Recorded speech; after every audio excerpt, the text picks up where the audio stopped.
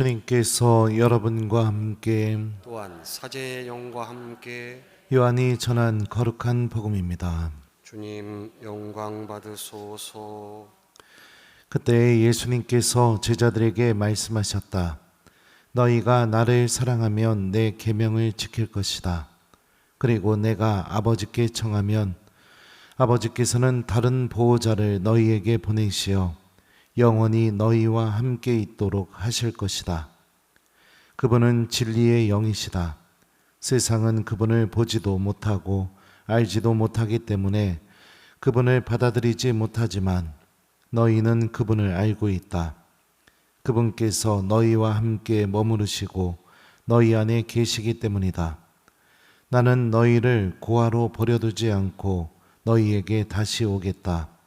이제 조금만 있으면 세상은 나를 보지 못하겠지만 너희는 나를 보게 될 것이다. 내가 살아있고 너희도 살아있을 것이기 때문이다. 그날 너희는 내가 아버지 안에 있고 또 너희가 내 안에 있으며 내가 너희 안에 있음을 깨닫게 될 것이다. 내 계명을 받아 지키는 이야말로 나를 사랑하는 사람이다. 나를 사랑하는 사람은 내 아버지께 사랑을 받을 것이다. 그리고 나도 그를 사랑하고 그에게 나 자신을 드러내 보일 것이다. 주님의 말씀입니다. 그리스도님 찬미합니다. 어서서 성령님. 새로 나게 하소서. 잠시만요. 너희가 나를 사랑하면 내 계명을 지킬 것이다. 안녕하세요. 예, 예수님 말씀처럼 우리가 누군가를 사랑하게 되면 뭔가를 해야 될 것들이 생겨나게 됩니다. 여러분들 배우자와의 관계도 그렇고요. 또 자녀와의 관계도 그렇습니다. 예를 들어서 결혼했는데 집에 안 들어가고 한 달, 두 달, 세 달 계속 친구 집에서 먹고 자고 하면 돼요, 안 돼요? 1번 된다, 2번 안 된다. 몇 번이에요? 왜요? 왜 그러면 안 돼요? 네. 왜 그러면 안 될까요? 네. 왜 또 서로 사랑하고 있는데 딴 사람 만나서 막 데이트하고 놀러 다니고 그러면 돼요, 안 돼요? 안 돼요. 왜요?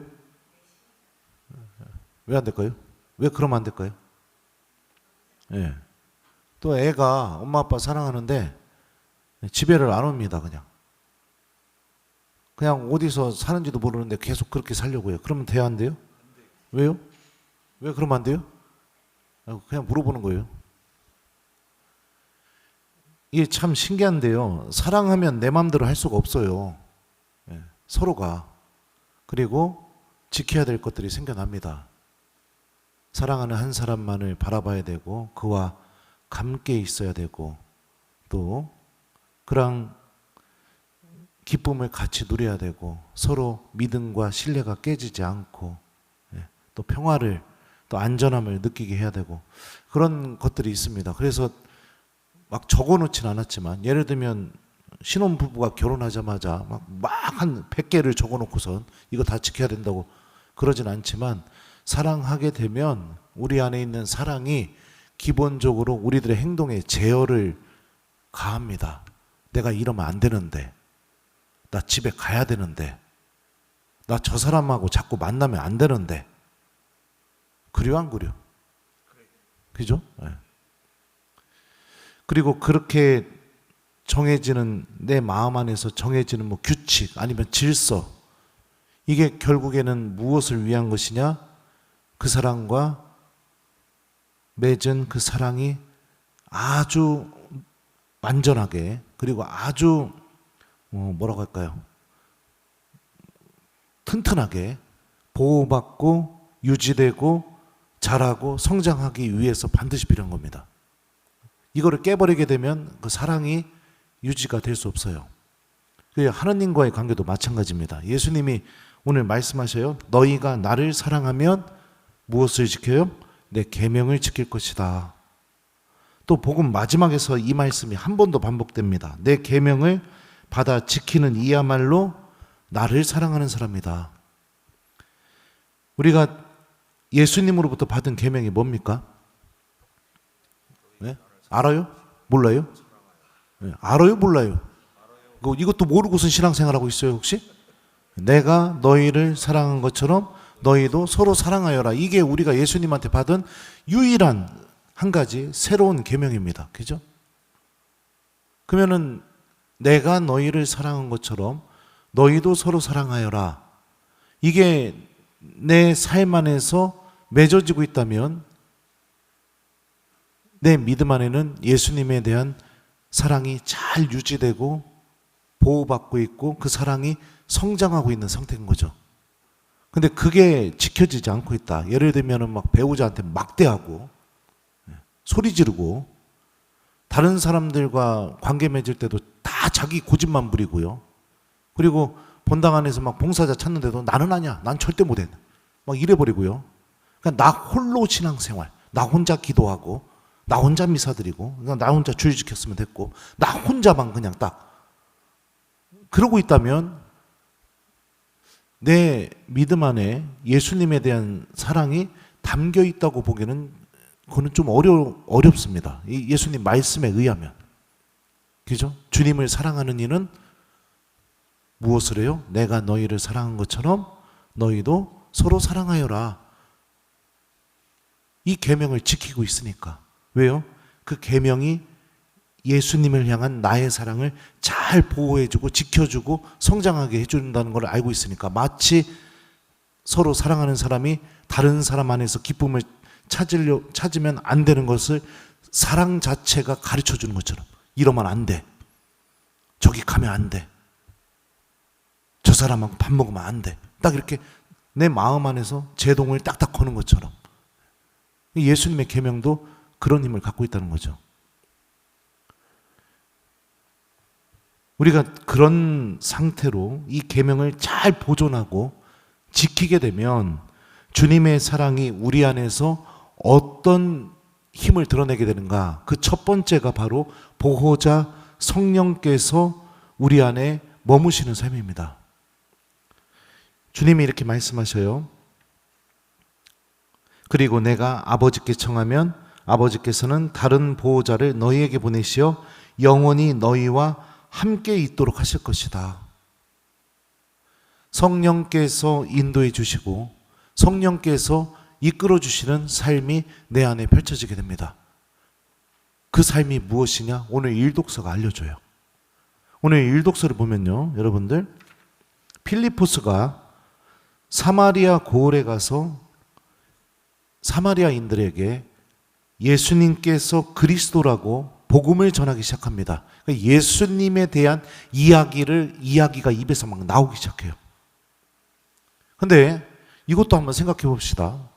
여러분들 연애할 때 아니면 지금 배우자 만나가지고 막 가슴이 막 설레일 때 그때 어떻게 했나요? 그 만나고 돌아와서 친한 친구들한테 1번 막 데이트 뭐 했고 뭐 먹었고 막 그 사람이 나 이렇게 쳐다봤고 나한테 이런 얘기 해줬고 편지에는 막 이거 써줬는데 야 이거 보여줄까? 읽어볼래? 막 시키지 않아도 그런 이야기들이 막 내 입에서 나왔다. 2번 딱 만나고 들어와서는 이제 내 친한 친구들한테 아무 말도 얘기 안 하고 결혼할 때까지 아무 말도 얘기 안 하고 그냥 나만 혼자 방에 들어와서 아이고 좋아라 막 이랬다가 밖에 나가서 부모님도 친구도 그 누구에도 아무에게도 얘기하지 않고 내가 그러고 살다가 갑자기 결혼한다고 얘기했다. 몇 번이에요? 1번. 예? 예. 왜 그래요? 왜 그런 선택을 합니까? 그러니까 왜 그렇게 하냐고요? 그냥요? 몰라요? 사랑이 원래 그런 힘을 갖고 있어요. 자꾸 얘기하고 싶어지게 돼요. 사랑하는 사람에 대해서. 돈을 사랑하면 돈 얘기를 계속하게 되고요. 뭐 물건을 사랑하면 그 물건 얘기를 계속 얘기해요. 머릿속에 그 물건밖에 없어요. 사람을 사랑하면 그 사람에 대해서 계속 얘기하게 돼요. 성령께서는 어떤 분이시냐? 필리포스의 입에서 복음이 나오겠다는 건요, 예수님에 대한 사랑이 계속 커져가서 내가 그냥 얘기하지 않으면은 이거를 어떻게 견딜 수가 없어서 그래서 그냥 나도 모르게 막 얘기하게 되는 겁니다. 복음을 전하게 되는 거죠. 자연스럽게. 이게 성령 하느님께서 인도하시는 삶이죠. 그리고 복음만 나오느냐? 아니에요. 일독서를 보면 이렇게 말합니다.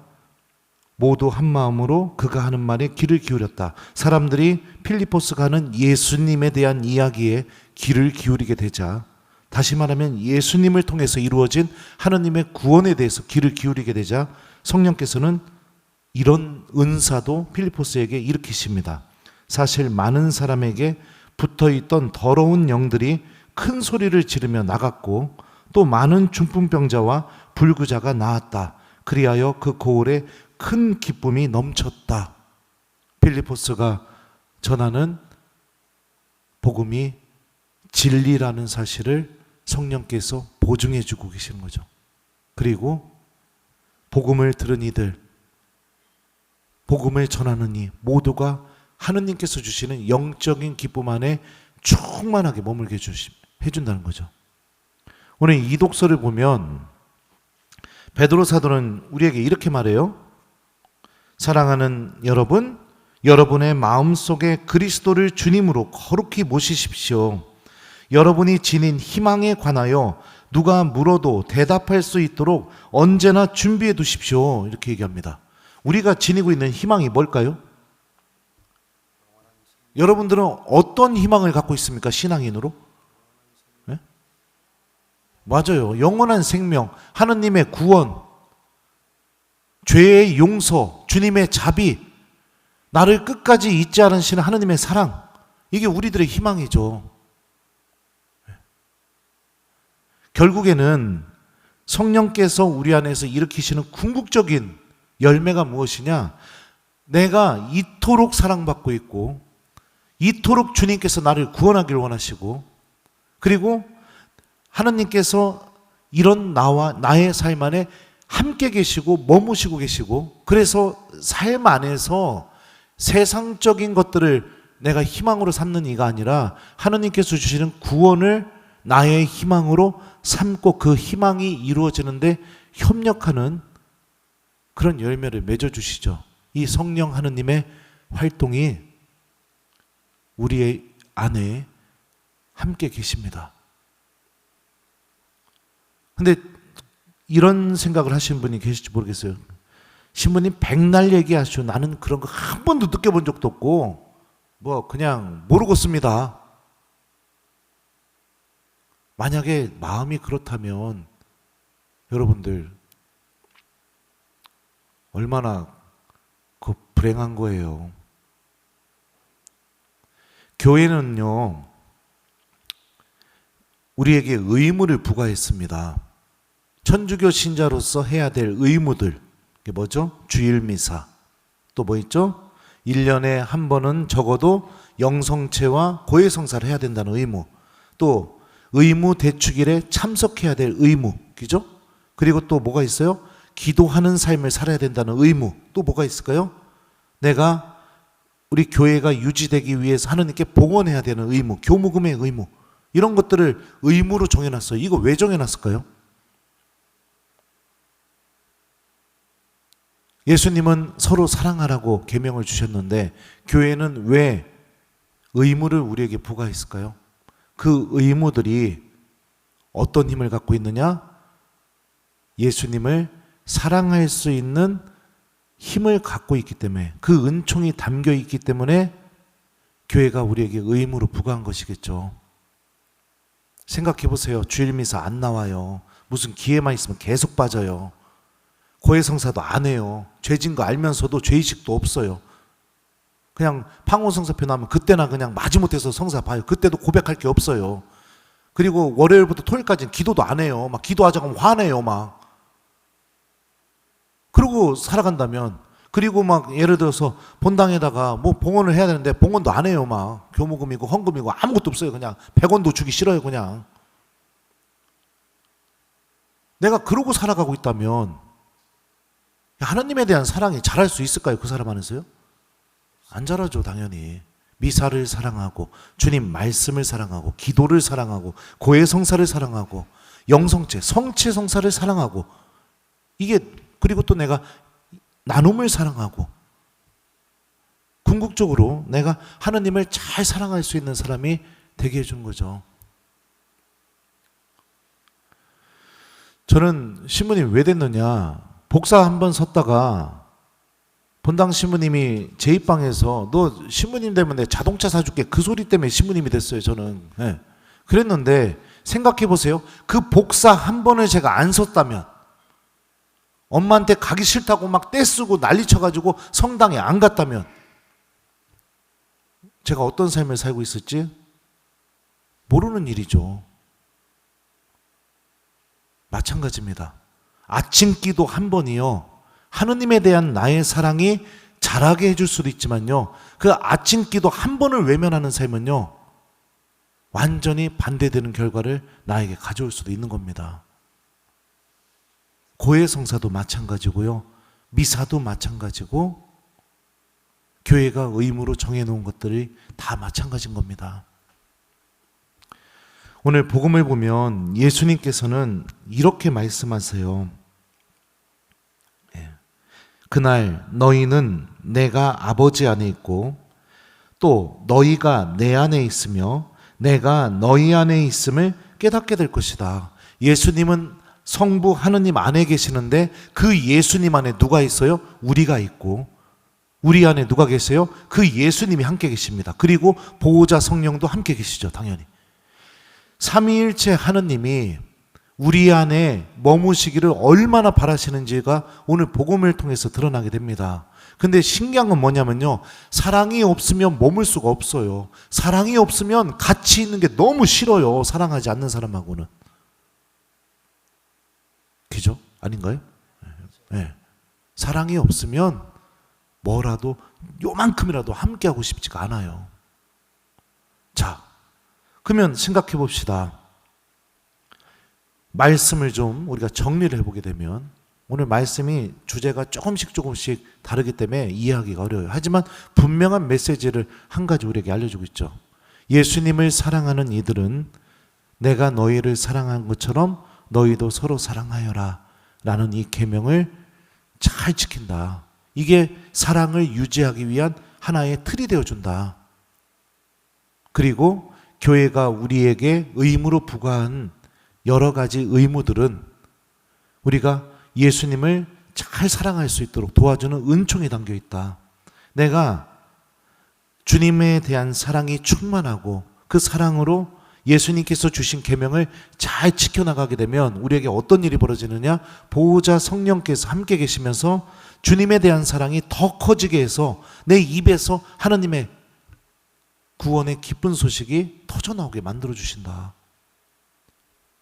은사도 함께 보태어 주신다.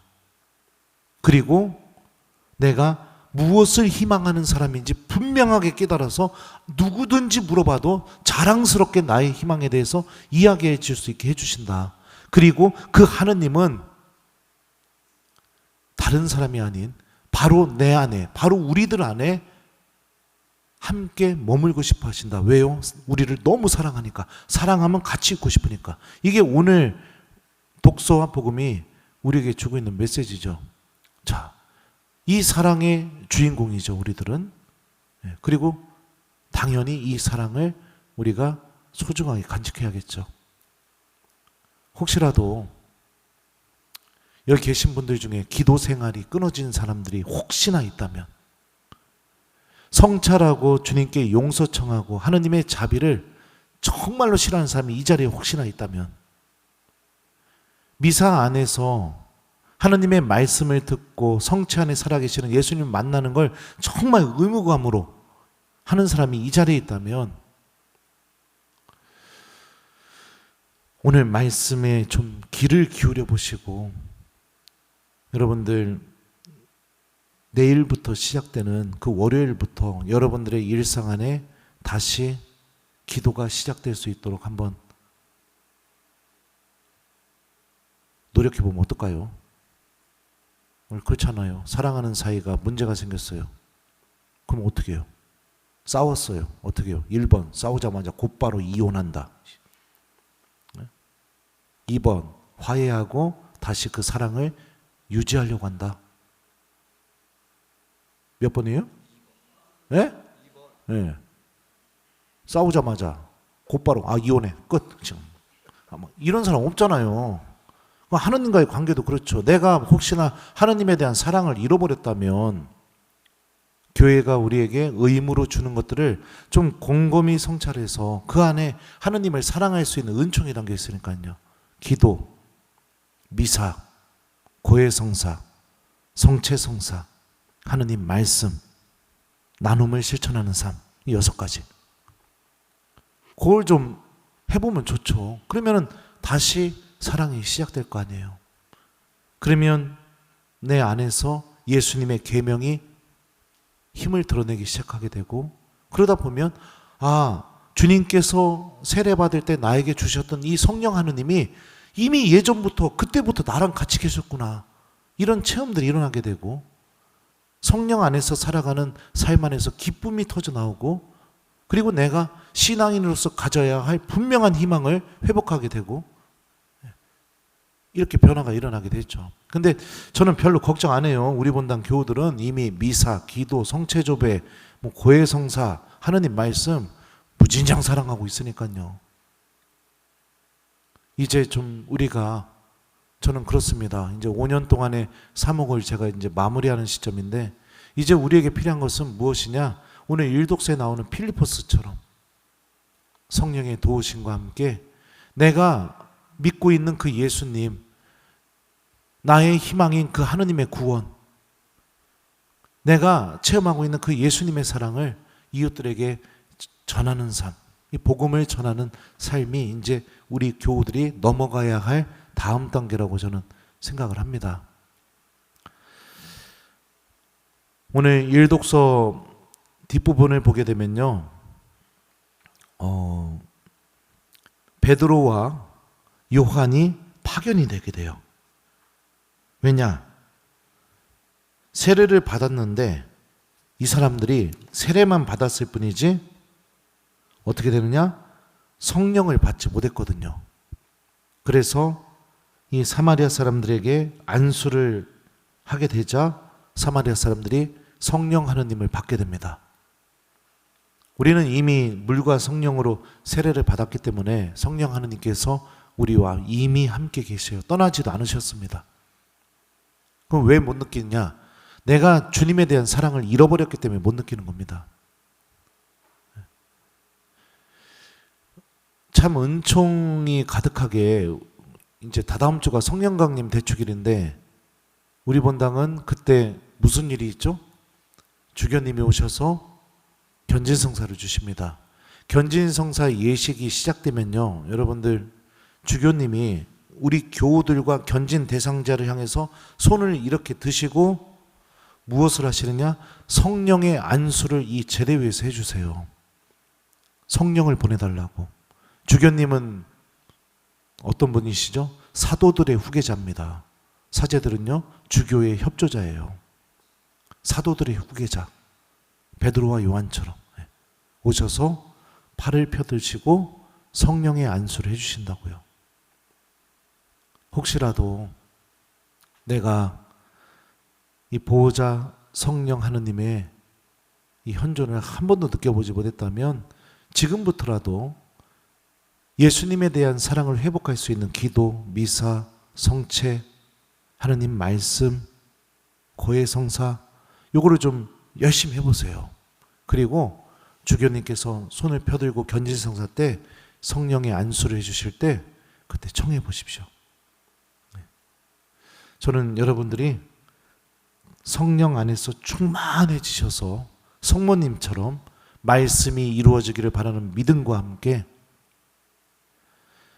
이웃들에게 복음을 전하고, 그리고 하느님께서 주시는 그 영적인 기쁨 안에 충만히 머무는 그런 하느님의 자녀들이 되셨으면 좋겠어요. 제가 복음을 전하며 다니다 보니 이 성령 하느님께서 주시는 기쁨이 얼마나 큰지 저도 조금씩 맛보다 보니까 우리들의 신앙이 더 이상 기쁨도 감동도 하느님의 위로도 말씀의 힘도 성령의 은사도 없이 그냥 아무것도 느껴지지 않는 이런 곳에서 좀 빠져나오기를 저는 좀 바랍니다. 그리고 이미 대부분의 우리 본당 교우들은 다 빠져나오셨죠.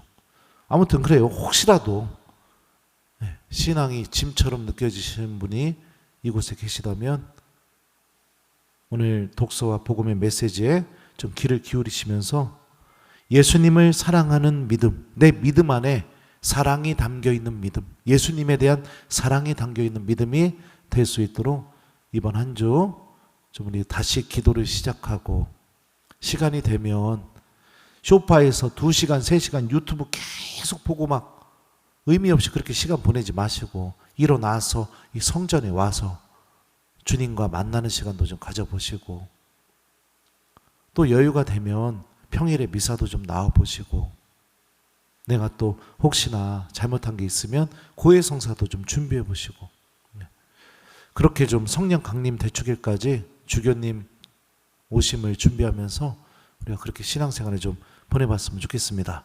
그래서 숙제는 뭐냐면요, 이번 한 주 동안 여러분들 아침 기도, 저녁 기도, 삼종 기도, 묵주 기도, 신자로서 기본적으로 해야 될 것들이죠. 하느님에 대한 사랑을 키워주는 이 기도 생활을 좀 성실하게 하기, 안 하신 분들은 이제 다시 기도를 좀 하는 시간을 가져보기, 요거를 숙제로 드립니다. 너희가 나를 사랑하면 내 계명을 지킬 것이다. 아멘.